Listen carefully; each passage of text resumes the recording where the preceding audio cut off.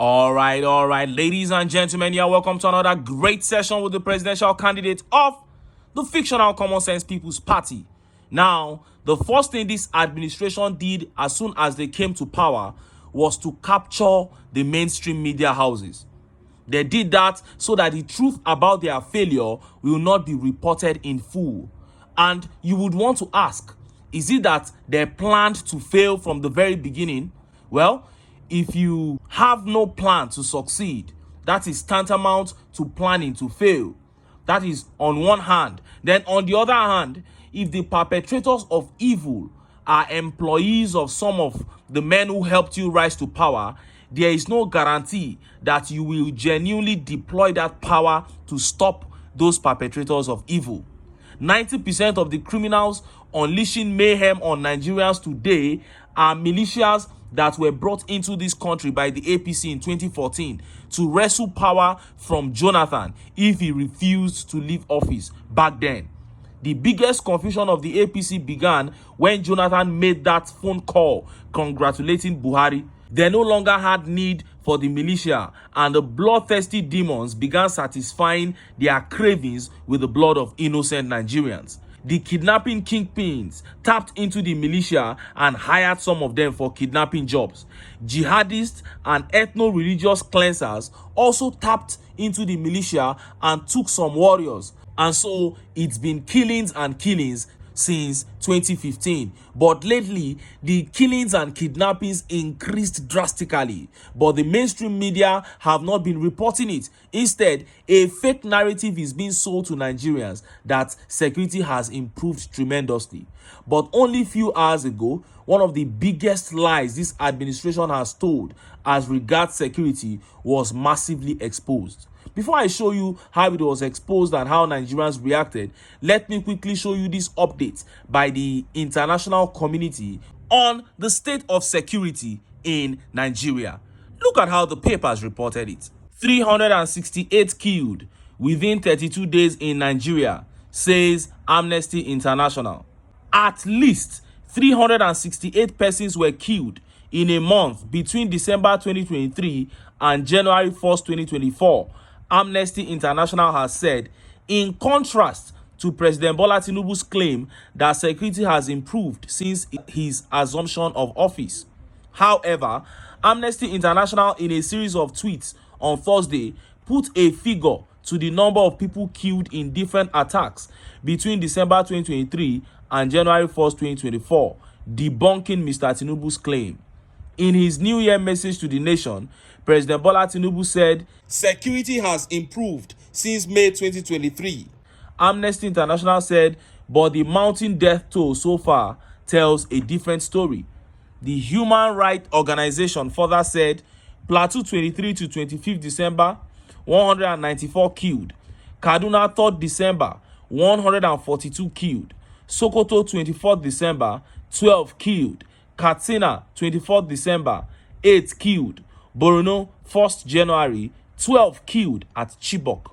Being the most recent among attacks, Plateau Christmas Eve killings has been on the front burner of national discussion as Nigerians and the international community continue to condemn it while calling for its perpetrators to be brought to book. The United Nations, France, and the United States of America have respectively condemned Plateau killings, charging Mr. Tinubu to ensure perpetrators were arrested and prosecuted.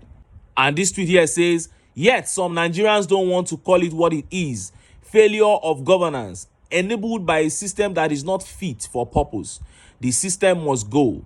Tinubu must go. Revolution now, if we are serious about ending this madness. And this tweet by Tunde Bakari says, being a Nigerian is worthless. No value system. All institutions corrupt. Political system is a labyrinth, while spoiled system and mediocrity reign supreme. Oh, and this tweet here says, Amnesty International, capturing the tragic reality in Nigeria. Each life lost represents a shattered family, a broken community. Let's raise awareness and demand justice for these victims. Together, we can make a difference and bring an end to this violence. Oh, now let us look at how one of the biggest lies of this administration was exposed. Anyone who gets into political debates regularly would observe how some of the few and foolish supporters that APC has left try to claim a victory over kidnappers on the Abuja-Kaduna road, a victory that does not exist. Many members of TINUBU's cabinet have also listed the restoration of the Abuja-Kaduna highway from the hands of kidnappers as TINUBU's greatest victory over insecurity so far. Alas, look at what is happening on that road as we speak. For over 2 hours, motorists flying the Abuja-Kaduna Expressway were stranded as protesters blocked the Buhari axis of the highway to protest the rate of abductions in their communities.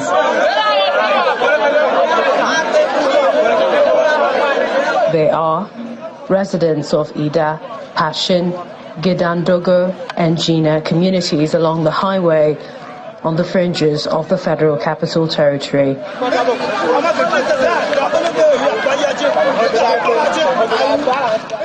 Last year, December, my brothers, my cousin here in this village called Godna, were kidnapped. They kidnapped people from my brother's house, a pastor who owned a church here. And as a result of that, they demanded for 20 million naira. As the negotiation was going on, and then we were able to raise about 10 million naira. But I didn't know what happened. They still killed our brothers. They killed 3 of them. Apart from the protesters, some motorists who also ply the road confirmed the insecurity on the highway. As you can see the road, most people that are supposed to ply the road, they are not plying the road because people are afraid because of fear of being kidnapped. So we take risks to ply this road. We are always taking risks to ply this road. Even before getting there to this place, I stopped about 3 kilometers to pray because I know I'm passing a very risky route.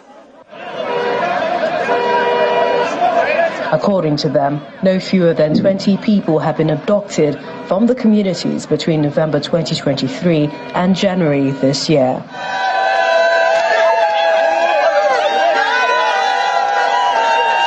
The latest kidnap of 7 people from Gina communities in the early hours of Friday sparked this protest as they call for the intervention of President TINUBU. We can no longer sleep. Just this morning, they have kidnapped 7 people from what's the name of this community? Jidna community. And this is just one of it. Within the last 2 weeks, we can talk about 20-something people that have been kidnapped, unchallenged, without any, even the rape attack, they cannot do. We want to say we are beginning to lose confidence in the Nigerian security because we have been pushed to the wall. Rural communities on the border between the nation's capital and states like Niger, Kaduna, Kogi and Nasarawa states have reported rising insecurity, and the residents want the security agencies to go after the kidnappers and other criminals that have made life unbearable for them. You saw that. This is the same highway that the APC said they have secured. What a shame. Before I show you how Nigerians reacted, I would like to, of course, appreciate those who have subscribed to my new YouTube channel called Mr. Benjamin. I'm going to be dropping a new video tomorrow afternoon around 2 o'clock. For those who have not subscribed, please endeavor to do so. Support your brother. I'll drop the link to the channel in the comment section of this video using both the channel itself and this very channel. And you can also type Mr. Benjamin in your YouTube search bar. And when it pops up, please subscribe. Looking forward to your subscription. Once again, thank you to all those who have subscribed. God bless you. Now, look at how Nigerians reacted to that protest on the Abuja-Kaduna highway. This tweet here says, move a bit closer to Aso Rock. The problem lies there. And this tweet here says, go to government offices and protest. Don't block roads. Oh, this guy here says, can we block Abuja Road, Lagos-Ibadan Express Road, Nasarawa Road? And while some of us deliberately shut down international airports in Nigeria, this nonsense will have to stop. Of course, that is the approach that can fix this country. People need to start thinking in that direction. This tweet here says, resultant effect of accumulated leadership failure. I'm just looking for a sponsor to help me so that I can publish this book. Hi, no be book be the problem of Nigeria now. Now for us to stand up, This tweet here says, Nigerians must speak with one voice to end the calamity in Nigeria. The earlier we speak with one voice, the better. If we continue to allow ourselves to be divided, these people will continue to plunder our resources while the common man suffers. And this tweet here says, Peter Obi is the solution. These kidnappers need a stingy president that can create jobs and make sure ministers and co will not steal from the country. Obi is actually not a stingy man. He is somebody that spends wisely, and funny enough, or sorry enough for us in this country, that is what most people describe as stingy. The man is not stingy at all. He puts money to good use. Anyway, make I leave him here. Don't forget to go to Mr. Benjamin, my new YouTube channel, and please give me that subscription. As for me, make I still enter town. Make I go get some ogbonge political news wey una go like. Why? Because of una. Nah, I dey here. So, don't go away. Don't go away.